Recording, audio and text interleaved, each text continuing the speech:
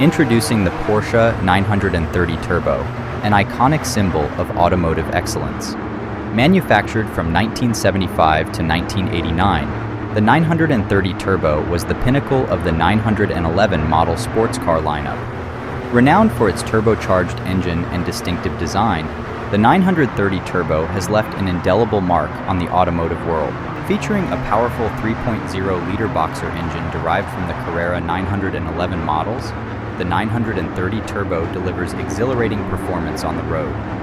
Its enhanced body kit and aggressive whale-tail rear wing not only enhance its aerodynamics but also contribute to its iconic appearance.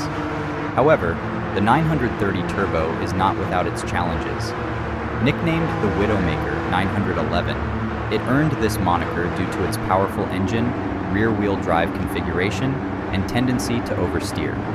Yet, it is precisely these characteristics that make the 930 Turbo a legend among enthusiasts.